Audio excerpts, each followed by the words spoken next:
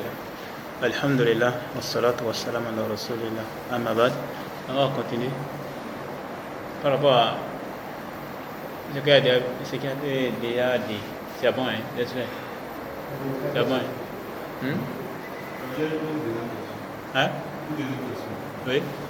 Pourquoi le tawhid al-rububiyya précède toujours le tawhid al-rashid? Bon. Là, c'est les savants qui ici souvent de pêle-mêle. Mais. Dans le classement, ce que je vois souvent, c'est qu'il y a d'abord le tawhid dans la Oui. Et parfois, il y a certains qui commencent par Tawhid Asma wa Sifat. Parfois, certains commencent par Tawhid Rububiyya. Par exemple, il y a certains livres qui commencent par Tawhid Rububiyya, ensuite Tawhid Al-Uluhiyya, ensuite Tawhid Asma wa Sifat. Le plus souvent, on voit dans certains écrits comme ça.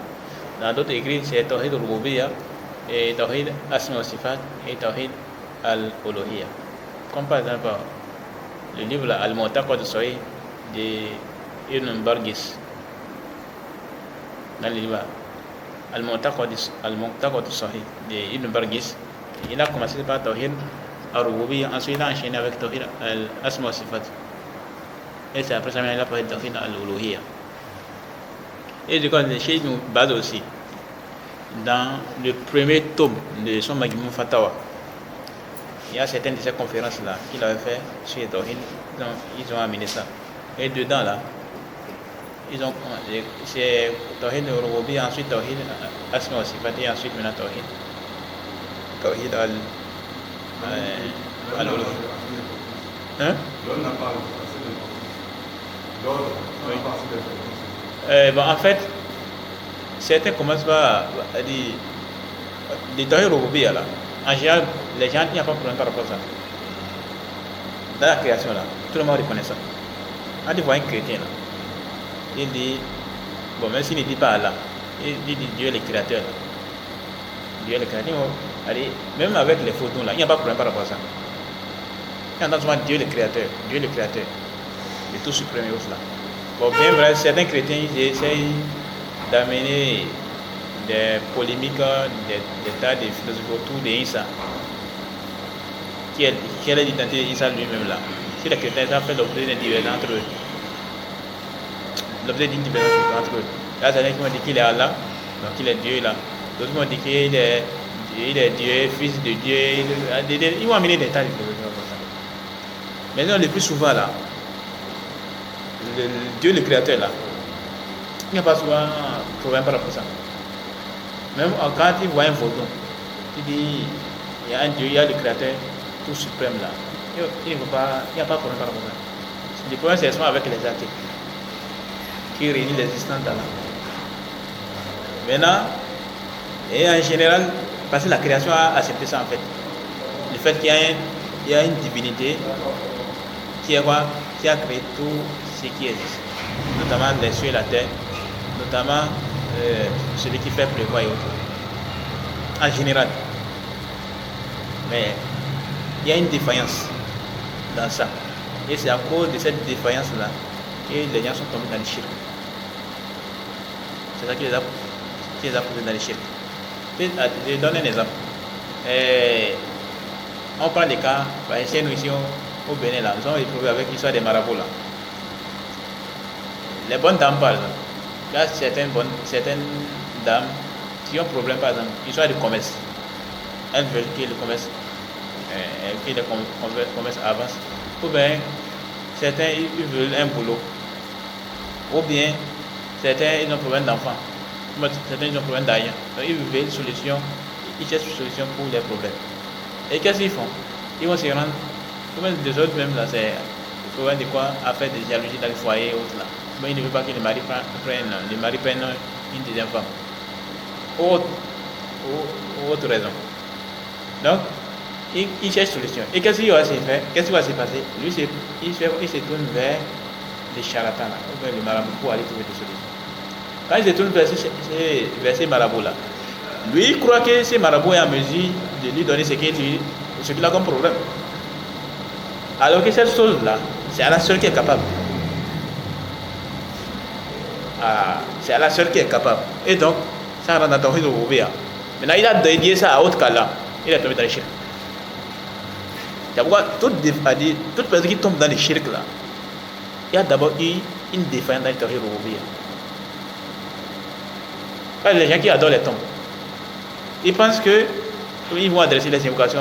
Ils pensent que celui qui est dans la tombe là, ou bien Mosélé qui est là, ou autre là, est en mesure de répondre à cette demande. Alors que c'est Allah seul qui est capable. C'est Allah seul qui est capable de répondre à cette demande-là. Parce que c'est quelque chose qui est spécifique à Allah subhanahu wa ta'ala. Et ça, c'est un acte. Ça rentre dans les actes d'Allah. Maintenant, il a donné ça à autre qu'Allah. Donc, il y a une différence dans le Tawhid Rububiyya. Et c'est pourquoi il s'est tourné vers cette pauvre personne qui est dans la tombe pour lui demander une solution. En fait, c'est ça en fait. Quand on regarde, quand on essaie de méditer, on voit toujours que quoi, les gens qui sont tombés dans les shirk là, il y a une défaillance dans le Tawhid Rububiyya en fait. Mais lorsque le Tawhid Rububiyya est établi là, c'est bien établi là, la personne, il n'aura pas de problème. Mais il n'aura pas de problème en général. Mais lorsqu'il y a une défaillance dans le Tawhid Rububiyya, alors ça, on dit, il y aura des khalal, donc il y aura un problème dans soi, une défaillance dans le Tawhid al-Uluhiyya, dans l'adoration. C'est comme ça en fait. Mais dans le Tawhid Rububiyya, en général, les gens font ça. Et il faut dire savoir, il y a certains savants qui divisent le Tawhid en deux catégories. Pas trois, deux.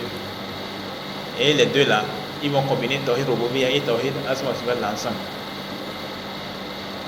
Et ils vont poser comme une catégorie. Et la deuxième catégorie, c'est les Tawhid là.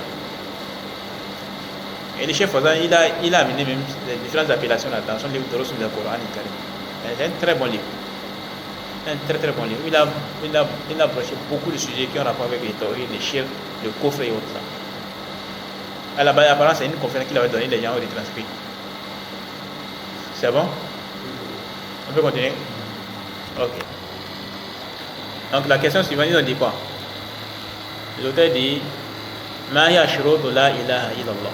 Donc, quelles sont les conditions de la ilaha illallah? On avait vu les piliers. On a vu que la ilaha illallah a deux piliers, l'information et l'affirmation. Maintenant, cette fois, on va voir les conditions. Donc, il a dit quoi? Shurutu la ilaha illallah samaniya. Donc il a dit les conditions de la ilaha illallah sont au nombre de 8. Wahiya, qui sont? Premièrement, il a dit quoi? Al-ilmu al-munafi lil-jahl. Ça c'est la première condition. Ça. La première condition, il a dit quoi? C'est les cinq conditions au nombre de 8. Ensuite, il a dit quoi? La première condition c'est quoi? C'est la science en opposition avec l'ignorance. Qui est quoi? En opposition à l'ignorance. Ça c'est la première condition. Ça. La première condition c'est quoi? La science. Et son opposé c'est l'ignorance. La science c'est quoi? Le fait de connaître l'essence de la ilaha illallah. La deuxième condition, il a dit quoi? Al-yaqinu al-munafi li shak. Donc il a dit quoi? La deuxième condition c'est la certitude en opposition au doute. Le troisième, hein? Li shak. C'est bon? Ou bien c'est bon? Ah non, le deuxième, je n'ai pas dit le troisième. Ah non, il a disposé ça. Donc le deuxième, il a dit quoi? Al-yaqinu al-munafi li shak. Donc la certitude en opposition au doute. La troisième condition, al-ikhlasu al-munafi li shirk. La troisième condition, c'est la sincérité en opposition au shirk, le polythéisme. Et bon, ici, il ne faut pas rentrer en détail par rapport à ça. Sinon, il y a dans d'autres livres, ils ont détaillé ces conditions-là. La quatrième, c'est as-sidqu al-munafi lil-kadhib. La quatrième condition, c'est la véracité en opposition au mensonge. La cinquième condition, c'est al-mahabbatu al-munafiyatu lil-bughd. C'est l'amour en opposition à la haine. La sixième, al-inqiyadu al-munafi li-tark. La sixième, c'est la soumission en opposition au délaissement. Et la 7e, al-qabul al-munafi li-radd, c'est l'acceptation en opposition au rejet.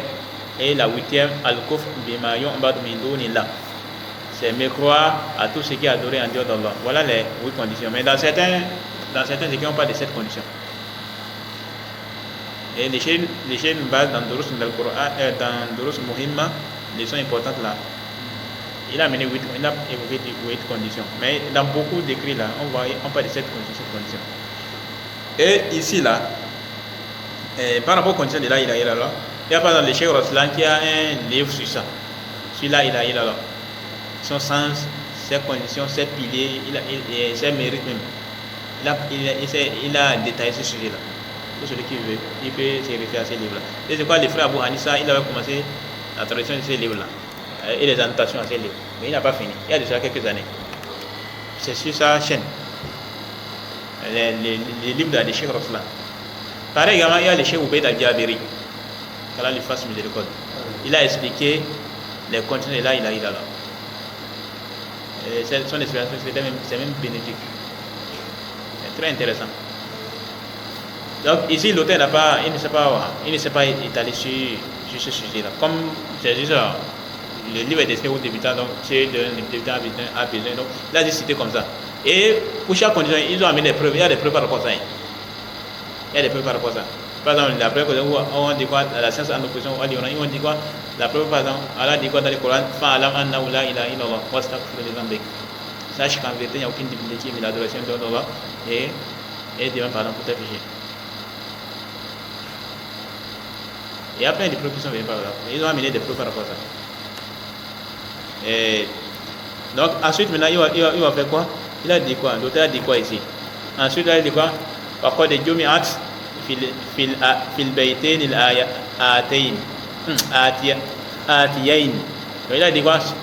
Les conditions là, ça a été regroupé dans deux vers. Dans deux vers suivants. Donc il dit quoi? وقد جمعت في البيتين الآتيين. Ça a été évoqué, donc ils ont fait ça sous forme de vers quoi. Les conditions de la ilaha illallah, ils ont fait ça sous forme de vers. Et il va venir amener là.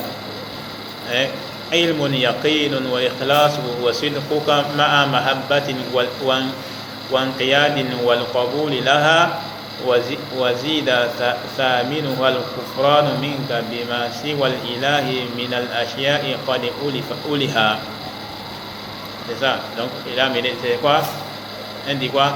Science, certitude, sincérité ainsi que ta véracité avec amour, soumission et son acceptation. Ajoute la huitième qui est le fait que tu réunis tout ce qui est adoré en dehors d'Allah. Voilà les huit conditions. Mais dans d'autres, non pas de cette condition. La huitième là, certains ont débattu par rapport à ça. Non, ça rentre dans le pilier. Ça rentre dans le pilier. C'est pas quoi? C'est pas le. Comment on appelle? C'est pas la condition. Mais bref. Encore qu'à notre époque, les gens sont même insouciants par rapport à la ilaha illallah. Donc il n'y a pas de mal là, c'est qu'on évoque ça.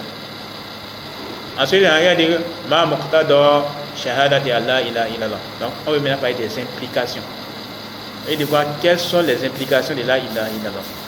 Maintenant on connaît les sens de la ilaha illallah. On connaît quoi? Les piliers de la ilaha illallah. Les conditions de la ilaha illallah. Maintenant quelles sont les implications de la ilaha illallah? Alors il dit quoi?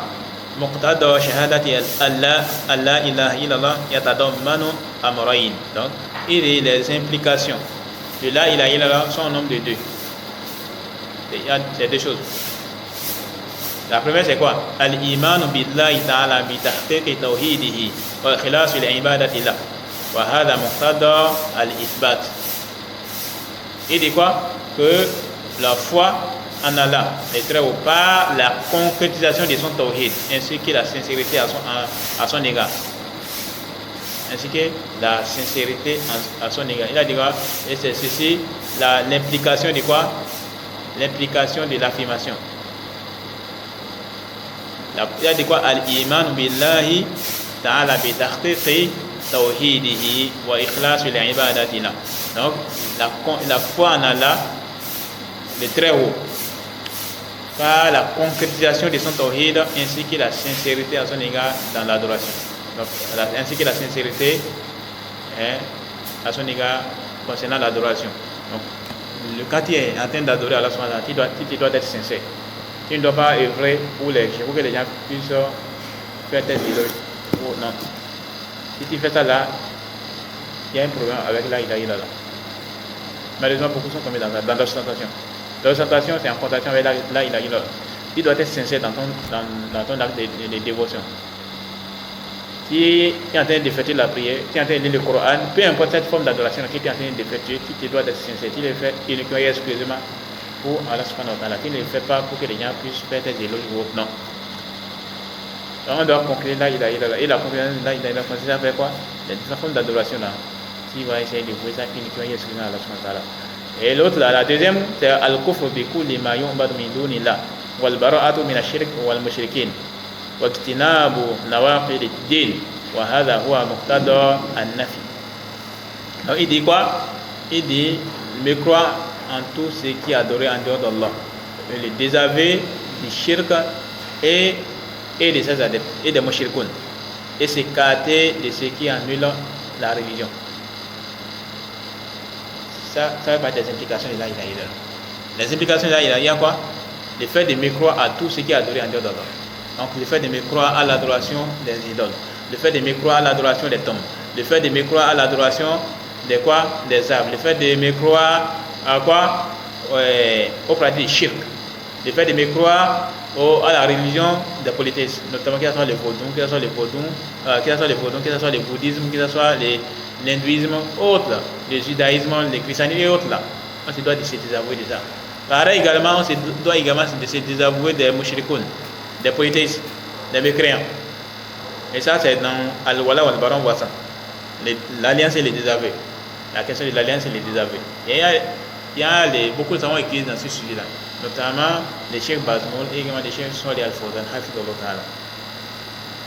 Ils ont écrit beaucoup de savants ont écrit des livres sur ce sujet en particulier, la question de l'alliance et les désaveux. Donc la question, il ne suffit pas seulement de dire quoi, je n'adore pas, je ne fais pas de shirk, non. Il doit également me croire au parti du shirk. Le fait de me croire. Parce que dans le Coran là, Allah a parlé de ça. On avait déjà vu ça au début là. Et quand on a parlé de quoi? Lorsqu'on a parlé des piliers de la ilaha illallah. On a dit faman yakfuru bit-taghut wa yu'min billah. Wa man yakfuru bit-taghut. Donc quiconque me croit au taghut. Donc il faut forcément ça. Tu dois me croire à ça en fait. C'est pas juste de dire quoi? Non, je ne fais pas quoi? Je n'adore pas autre qu'Allah. Non, ça ne suffit pas. Il faut également que le simple fait que tu n'adores pas autre qu'Allah là, c'est-à-dire le fait que tu n'adores pas autre qu'Allah, c'est bien. Mais il faut également que tu me crois au fait de quoi? Sur le fait d'adorer autre qu'Allah.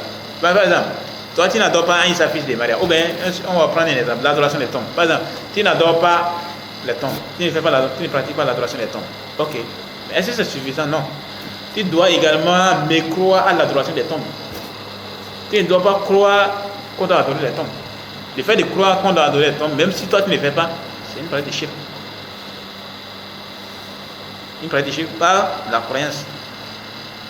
Tu crois que les tombes là, ils méritent une quelconque forme d'adoration. Et ça, c'est une forme de shirk. Donc tu dois me croire aux pratiques de shirk. Tu dois également me croire au quoi?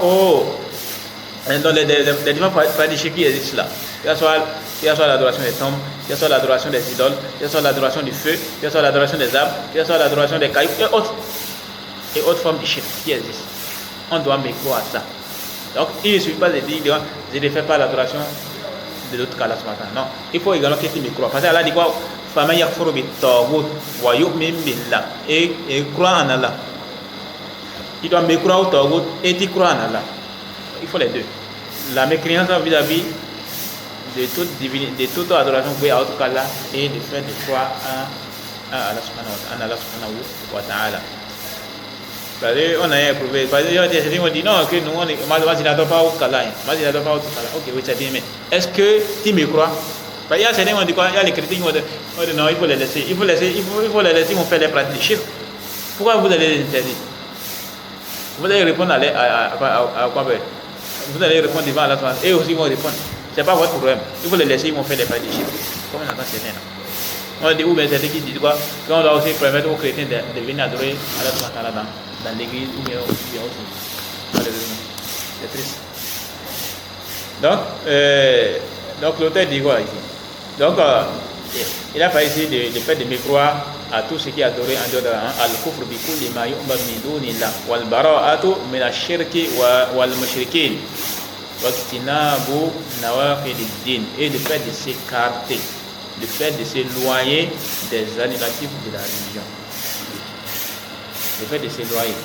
Donc si elle ne pas ça, elle s'éloigne encore, c'est encore, allez, c'est même pas quoi interdit.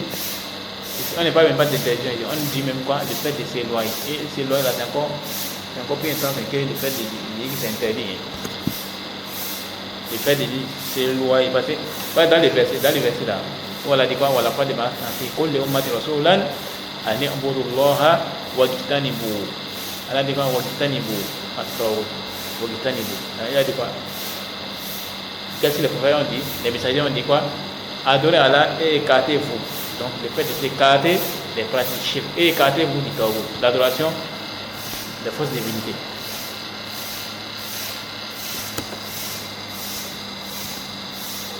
Ensuite, on dit quoi? Ma'ana shahadati anna Muhammadan Rasulullah. Donc quel est l'essence que Muhammad est le messager d'Allah? Donc la signification que Muhammad est le messager d'Allah. Il dit, en réponse, il dit quoi? Donc l'auteur dit qu'Allah le préserve. Il dit معنى شهادة أن محمدا رسول الله هو الاعتراف باطنا وظاهرا أن محمدا عبد الله ورسوله إلى الناس كافة وأنه خاتم الأنبياء والمرسلين. Donc il dit quoi? Que la signification de l'attestation que Muhammad est le messager d'Allah sallallahu alayhi wa sallam, c'est quoi?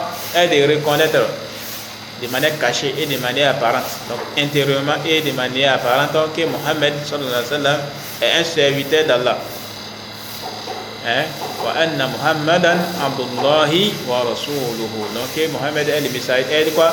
Est le serviteur d'Allah et son messager sallallahu alayhi wa sallam. Donc Muhammad est un serviteur parmi les serviteurs d'Allah et il est un messager parmi les messagers d'Allah.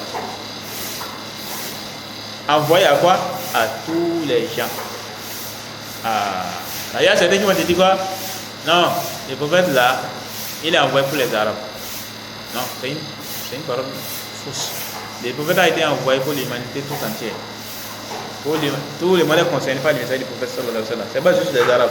Il y a même certains là qui vont dire quoi? Que l'islam c'est la religion des Arabes. Là, c'est certains qui disent ça. Malheureusement. On dit il faut nous laisser avec l'histoire de l'islam et autres. Ça, c'est la religion des Arabes. L'islam, c'est la religion des Arabes. Et c'est qui est bizarre, c'est que même les Arabes, eux-mêmes, ils ne reconnaissent pas que c'est leur religion. Quand le prophète est venu, quand ils les ont invités à l'islam, qu'est-ce qu'ils ont dit? Ils ont refusé de suivre le prophète.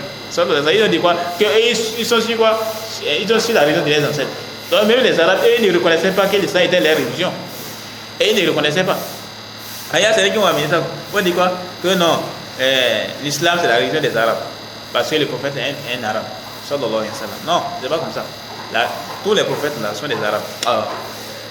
Excusez-moi, je voulais dire que tous les prophètes là avaient la même religion qui est quoi? L'islam. Tous les prophètes, pas tous les prophètes étaient des arabes, ça c'est une erreur. C'est plutôt quoi? Tous les prophètes avaient une même religion qui est quoi? L'islam. Et on a déjà parlé de ça.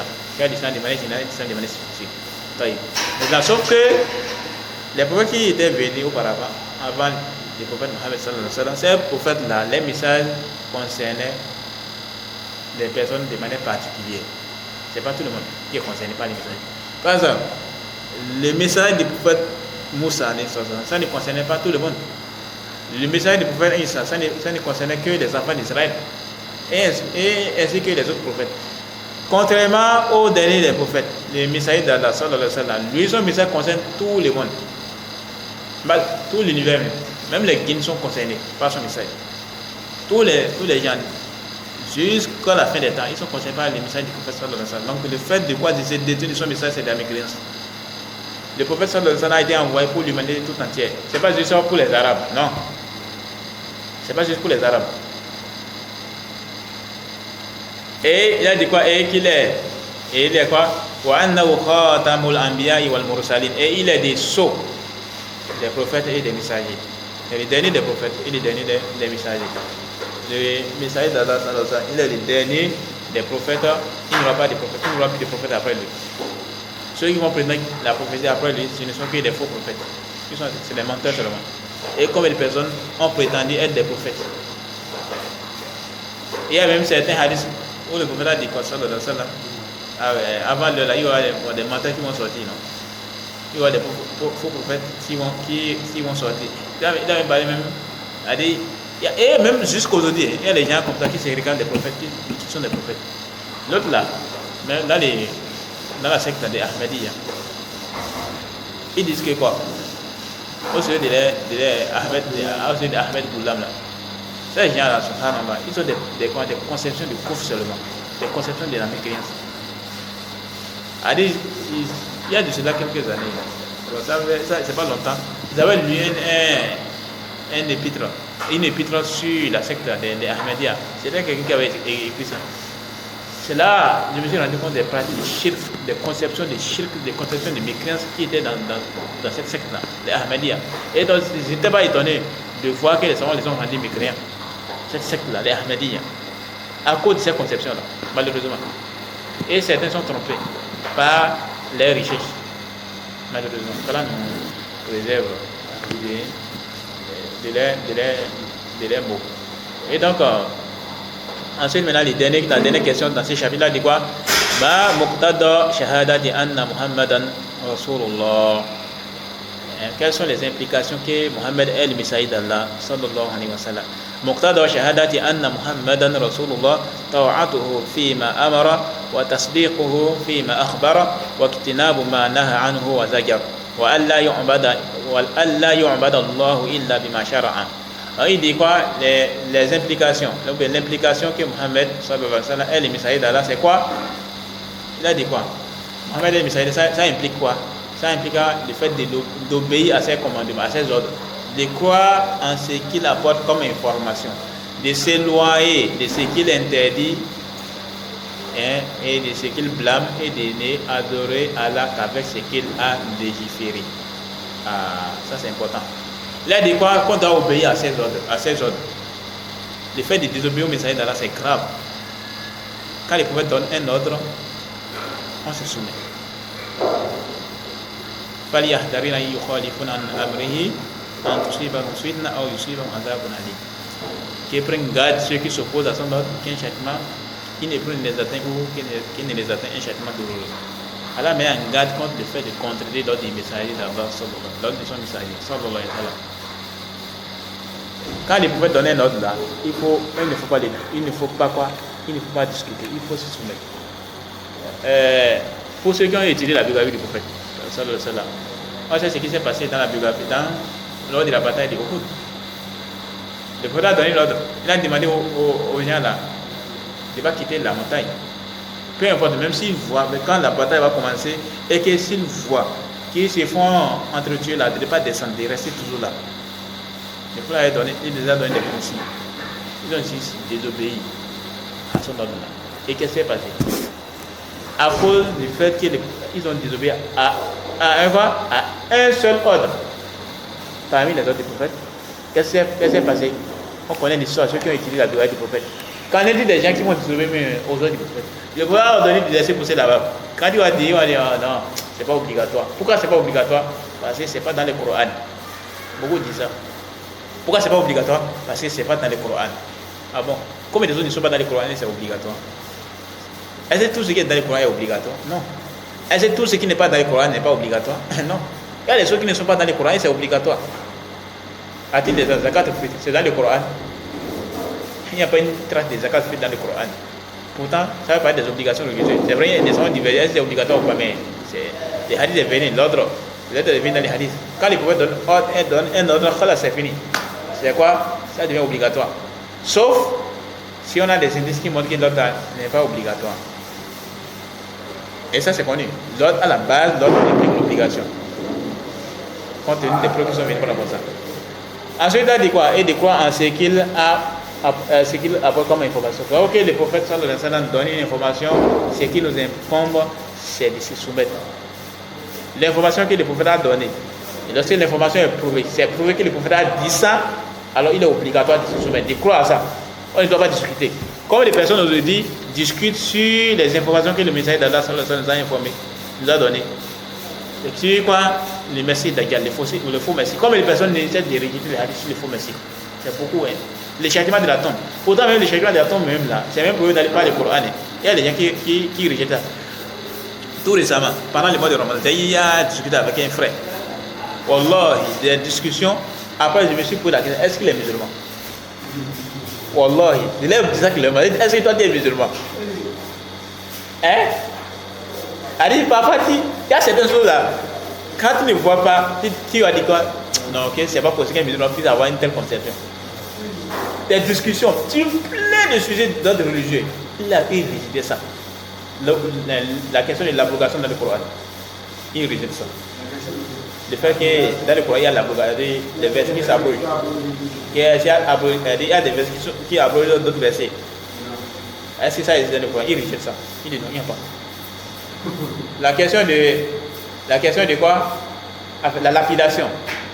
Il rejette ça. La question de l'apostasie, quand la sentence de l'apostasie, il rejette ça. La question des châtiments de la tombe.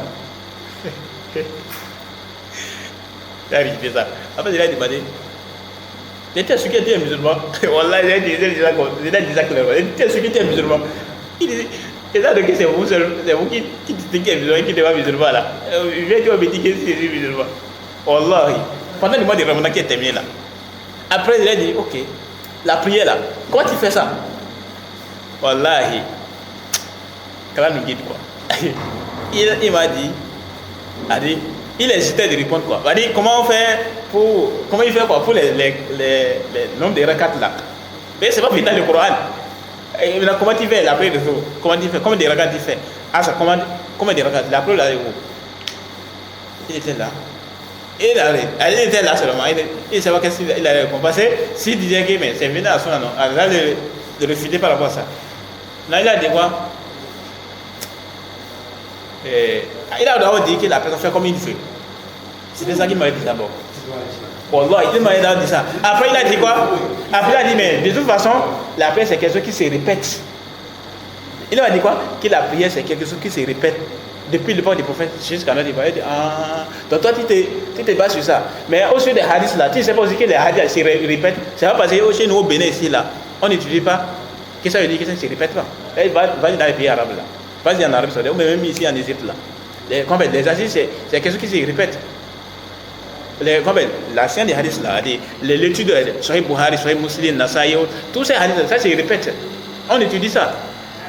Donc c'est pas parce que chez nous au Bénin, parce que c'est un Béninois, la personne est même de Parakou, mais apparemment il est à Cotonou. Et comment appelle? Là, dit, donc c'est pas parce que ça ne se répète pas chez nous ici, où les gens se sont détenus de la planète de la religion, que ça veut dire que bon, on s'en fout et autres là. Que c'est pas, non, il dit non, même les hadiths aussi là, ça se répète. Alors tu vas dire quoi par rapport à ça? Après, on a fermé le sujet. Wallah, quelqu'un qui se réclame de l'islam, il a cette conception-là. Ils vont réciter plein de hadiths parce que ça ne cadre pas avec la raison. On dit non, quand ça, la raison ne sait pas ça. Il m'a dit quoi? Le châtiment de la tombe. Wallah, il m'a dit quoi? D'abord, il m'a dit quoi? Est-ce que c'est à tout, est-ce que je pense que c'est tout ce qu'on dit?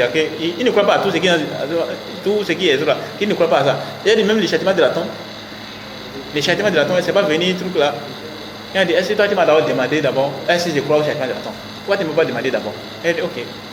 Est-ce que le châtiment de la tombe, tu crois? Il a dit quoi? Il m'a dit clairement que lui doute de l'existence du châtiment de la tombe. Pourtant, c'est dans le Coran. Il a dit qu'il est en train de douter. Et il y a certaines personnes qui vont faire quoi? Ils vont chercher à opposer les versets du Coran au hadith du prophète. Après, ils vont rejeter ça. Ils vont rejeter les hadiths du prophète. Ils ont été, certains, c'est les ambiguïtés. Certaines personnes là, ils ont été atteints par quoi? Par les ambiguïtés. Mais il y a plein de prédicateurs là, francophones là, qui proposent des ambiguïtés sur ce sujet-là, qui n'ont pas abrogation dans le Coran. Même le voile là, c'est plus à faire des niqab, pour laisser niqab. Le voile, c'est plus à dire, ce n'est même pas obligatoire. Les gens sont arrivés à ce stade. Ils disent que le voile, on dit aux femmes musulmanes de se voiler. Et ça là, c'est même pas obligatoire. Les gens sont arrivés à ce stade. Donc, je l'ai vu la question de quoi? Parce que le débat des savants, c'est est-ce que le niqab est obligatoire ou pas? C'est même plus là-bas. Maintenant quoi? Les voiles, même ils ont attaqué. Des gens qui se disent prédicateurs musulmans.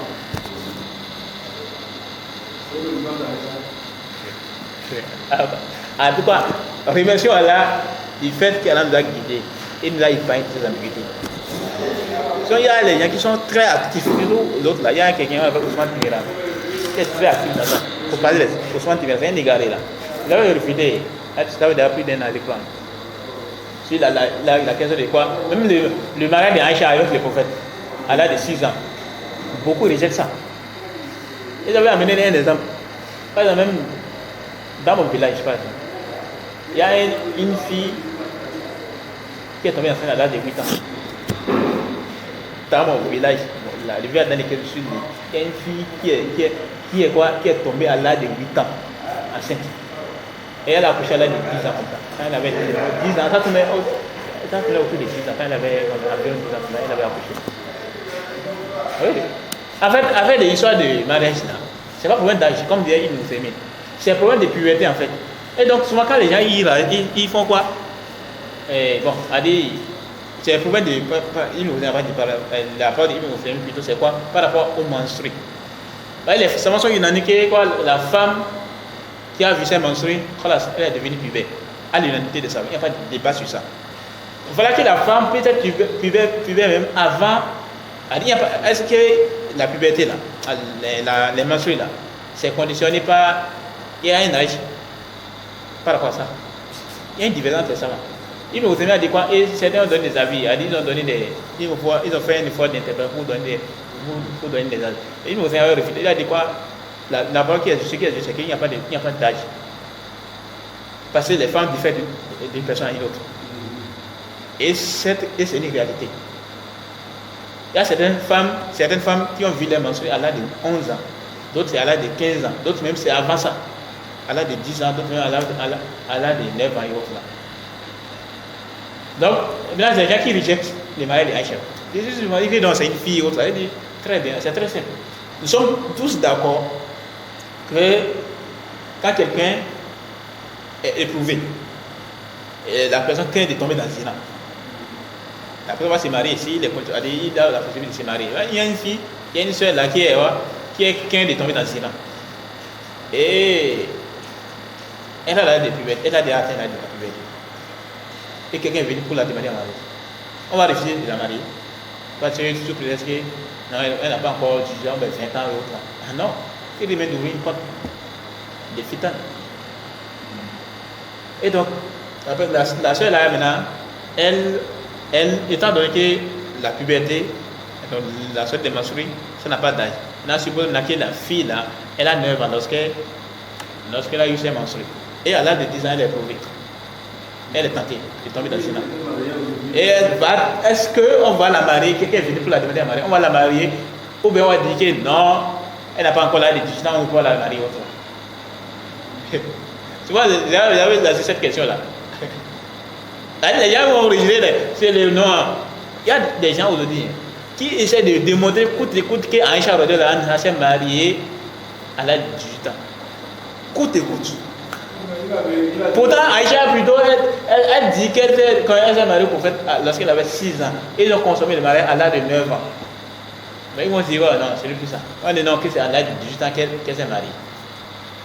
Alors que c'est à 18 ans, elle avait 18 ans quand le messager d'Allah est mort. Elle dit qu'Allah nous facilite et qu'Allah nous guide sur le droit chemin. Donc, ce que le messager d'Allah nous donne comme information, ce qui nous incombe, c'est d'avoir foi à ça. Même si notre raison là, ça n'arrive pas à accepter. On se doit de, même si on ne connaît pas l'esprit, même si on ne connaît pas la sagesse qui est derrière ça, on se doit de se soumettre. C'est ce qui nous incombe ça.